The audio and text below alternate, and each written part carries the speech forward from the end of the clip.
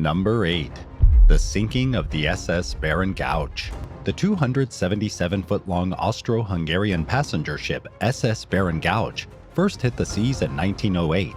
At the outbreak of World War I on July 28, 1914, it entered military service under the Austro-Hungarian Navy. Over the next few weeks, the Baron Gouache completed 4 voyages, ferrying supplies to troops in the coastal town of Kotor, which is now part of Montenegro, and evacuating civilians to various northern Adriatic ports. After delivering supplies to Kotor for a 5th time, the ship departed with 66 crew members and 240 passengers, including refugees from Bosnia and Herzegovina. While en route to Trieste in northeastern Italy, First Officer Joseph Lupus handed command of the vessel over to a relatively inexperienced Second Officer, Tenza, while the captain slept in his cabin. Tenza navigated the Baron Gouache much further north than the military had ordered, and he remained on his wayward route even after several passengers warned him to change course. Records indicate that Tenza was aware of mines that the Austro-Hungarian Navy had placed in the area, yet he proceeded to navigate full speed ahead into a freshly laid minefield. A nearby mine layer tried to warn the Baron Gouache, but the caution went unheeded. By the time Tenza became aware of the threat and began to steer toward the open sea, the ship was in the middle of a minefield. The vessel struck a mine, triggering an explosion on the port side that was followed by the explosion of the ship's boiler. Its oil supply also caught fire, burning many passengers alive. In the ensuing confusion, many people jumped overboard, while others scrambled into lifeboats. Passengers would later claim that crew members acted only in the interest of saving themselves. Nearby ships rescued 159 people, while 127 others tragically perished in the wreck. Number 7. Death along the Alpine Front. There's no denying that trench warfare along the Western Front was unimaginably hellish. The conditions along the mountainous border between Italy and Austria-Hungary, known as the Italian Front or the Alpine Front, were much different, but arguably just as torturous. At the beginning of the war, the Kingdom of Italy sided with Germany and Austria-Hungary, but refused to commit military support and had its eye on several Austro-Hungarian-controlled territories. After being promised some of these territories by the British, Italy switched sides and declared war on Austria-Hungary. Outnumbering the enemy by as many as 3-1, Italian troops expected to capture Austro-Hungarian strongholds in the Alps with relative ease, but the Austro-Hungarians were better positioned and well fortified, leading to a prolonged period of fierce mountain warfare between the two countries. Getting men and supplies into place often required scaling steep cliffs into a brutally frigid high-altitude environment, where temperatures were known to dip as low as -40 degrees Fahrenheit. During a 3.5-year period of fighting in the Italian Alps, known as the White War, more than 2/3 of the estimated 150,000 casualties were caused by things other than actual combat, including avalanches, frostbite, landslides, illness, and other effects of the unforgiving weather. Factoring in casualties that occurred elsewhere along the Italian front throughout the war, the death toll is estimated at around 1 million.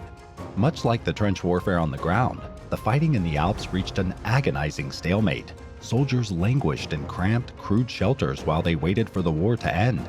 The moment they learned the conflict was over, they eagerly abandoned their posts and never looked back. Number 6. The Serbian Campaign. On July 28, 1914, at the very beginning of World War I, Austria-Hungary declared war on Serbia. The main goal was to punish the country for the assassination of Archduke Franz Ferdinand at the hands of a teenager and Bosnian Serb named Gavrilo Princip. While the first battle of the campaign saw a Serbian victory against Austro-Hungarian forces, it was followed by a second battle that ended in a deadlock. The Austro-Hungarians captured Belgrade during a third offensive, but the Serbs recaptured the city and went on to enjoy a 9-month break from Austrian advances. During this period, they attempted to rebuild and resupply the ailing Serbian army, but these efforts largely failed. As a result, the Serbs were woefully unprepared when the Germans and Austro-Hungarians attacked Belgrade in October 1915, marking the beginning of the Second Serbian Campaign. They attempted to fight back against the invading forces, but within 2 days, any and all resistance was crushed. A week later, the Bulgarian army launched a 2-pronged attack on Serbia. It was victorious on both ends. By then, Britain and France had discussed the possibility of sending forces to Serbia, but they took long enough to act for much of the damage to be done before reinforcements arrived. 2 partial Allied divisions were sent in, only to be halted by the Bulgarians. In the meantime, Serbian commander Marshal Radomir Putnik offered a full retreat through Montenegro and into Albania.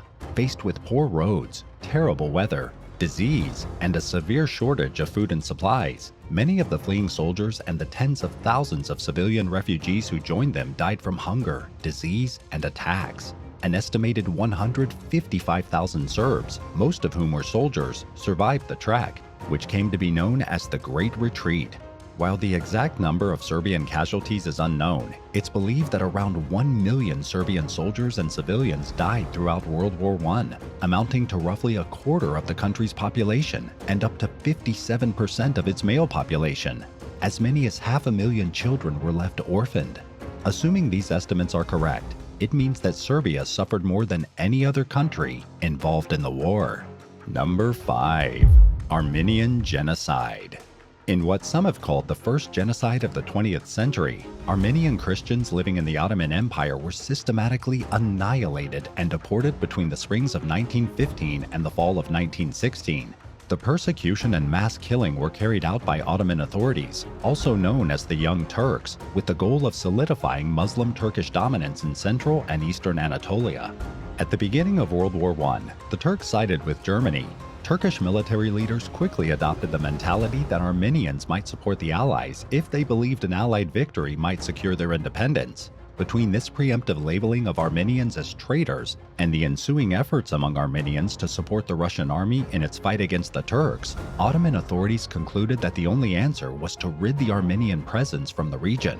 The genocide officially began on April 24, 1915, with the arrest and execution of several hundred Armenian intellectuals. Afterward, authorities began forcing Armenians out of their homes and on death marches across the Mesopotamian desert. In the meantime, local massacres continued.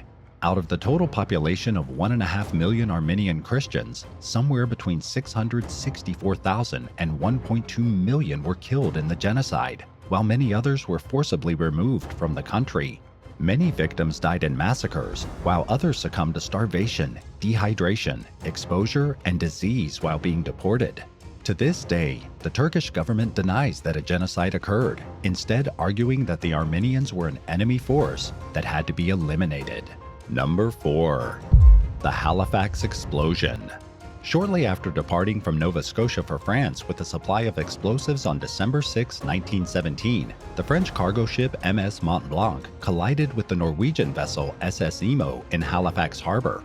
The Mont Blanc erupted into flames and ran aground as a crowd gathered on the shore to watch the disaster unfold, unaware that the ship was laden with highly combustible materials. Around 20 minutes after the collision, the fire reached the nearly 3,000 tons of explosives in the vessel's cargo hold, triggering a massive blast. At least 1,782 people died, many of them instantly. At least 6,000 others were injured, and an estimated 9,000 people were left homeless. The explosion toppled nearly every building within a half-mile radius, including the entire community of Richmond, set entire blocks on fire in other neighborhoods, and caused a tsunami, which wiped out an entire Mi'kmaq First Nation community. To make matters worse, a blizzard struck later that night, halting rescue trains and impeding other relief efforts. At the time, it was the largest man-made explosion in history, releasing the equivalent energy of roughly 2.9 kilotons of TNT. The force of the blast was so great that the physicist J. Robert Oppenheimer, famously known as the father of the atomic bomb, studied the incident years later as part of an attempt to estimate the potential damage of the nuclear weapons he was working to develop. An initial inquiry ruled that the Mont Blanc was solely to blame for the tragedy, but the decision was appealed, and a subsequent verdict blamed both ships. Number 3. The East African Campaign. People tend to forget that World War I extended beyond the confines of Europe, despite its very name indicating that it was a global affair. In fact, it was during the First World War that the largest armed conflict on African soil in recorded history took place. Known as the East African Campaign, this 4-year period encompassed a series of battles, naval engagements, raids, and guerrilla maneuvers undertaken against German East Africa by British, Belgian, and Portuguese forces. The fighting occurred over a 750,000 square mile area, which is mostly made up of modern-day Tanzania, Rwanda, and Burundi. an estimated 150,000 Allied troops, assisted by 600,000 African bearers, attempted to defeat a German force of no more than 25,000. Sounds easy, right? Not exactly, as the Allies learned. Led by Colonel Paul von Lettow-Vorbeck, the Germans were effectively cut off. Defeat was inevitable, but Lettow-Vorbeck wanted the Allied victory to come at as high of a cost as possible. He achieved his goal through a combination of ingenuity, endurance, and the ruthless exploitation of colonial subjects, which enabled the commander to hold out until the very end of the war. Combat deaths numbered in the tens of thousands, while at least 350,000 civilians lost their lives. In addition to being dragged directly into the fighting, people perished from disease, including the 1918 flu pandemic, and died in war-related famines. Even after surrendering, Lettow-Vorbeck was received as a hero among Germans, and he welcomed the treatment. Like most other German colonial officers, he never expressed remorse for the civilian losses that came with the East African Campaign. Number 2. Devastation in Romania. In 1916, after remaining neutral for the first 2 years of the war, the Kingdom of Romania was given an ultimatum: join the Allied effort, also known as the Entente, now or never. King Ferdinand I committed the country's support to the Allies. It seemed like an ideal arrangement. The Allies hoped to cut rail communications between Germany and Turkey and to disrupt Germany's oil supply, which had come largely from Romania up until that point in the conflict. Romania hoped to capture Transylvania from Hungary. To bolster the country's military strength, the Allies loaned money, sent a training mission, and promised munitions and manpower. Romania initially saw some successes against the Central Powers, but by the end of 1916, the country's forces were losing grip on its territory and suffering major setbacks. The situation grew even more dire when Russia withdrew from the war following the October Revolution in 1917. By May of 1918, Romania was almost entirely surrounded by the Central Powers. With a perceived lack of other options, the country's parliament signed the Treaty of Bucharest, which saw the loss of territories to Austria-Hungary and Bulgaria, as well as a requirement to lease its oil reserves to Germany for 99 years. King Ferdinand I refused to sign the treaty. Just one day before the German armistice that ended the war, Romania renounced the treaty and rejoined the conflict. Despite this last-minute success, the country was left ravaged by the war, losing an estimated 8% of its population in just 2 years of fighting. Number 1. The influenza pandemic. Commonly known as the Spanish flu, the Great Influenza Pandemic began in March 1918 in Kansas. Marked by unusually severe symptoms, the disease, later identified as the H1N1 flu strain, infected around 500 million people, nearly a third of the global population, within a 2-year period. The virus would have undoubtedly traveled far and wide no matter what, but its spread was likely exacerbated by the departure of soldiers from Camp Funston in eastern Kansas. According to researchers from the University of Kansas, hundreds of cases and many deaths had already been recorded at the base during the earliest stage of the pandemic, making it virtually certain that young men took it overseas with them when they went off to war. By April of 1918, the flu had spread to France via American soldiers, and by August, it had a worldwide presence. It's impossible to say for certain, but experts estimate that around 40% of soldiers on the Western Front caught the disease, and around 2% died from it. According to U.S. Army statistics, 24,664 of 791,907 Army hospital admissions for influenza resulted in death, amounting to a roughly 3% mortality rate. It may not sound like a lot, but it's roughly half the number of American combat deaths that occurred throughout the war, and the virus had an undeniable impact on the conflict. It may have even shortened the war by weakening the Germans physically and causing their morale to plummet, putting the Allies in an advantageous position to overrun them. Thanks for watching! Which one of these tragedies do you think could have been prevented? Tell us in the comments below, and don't forget to subscribe! See you next time! Bye!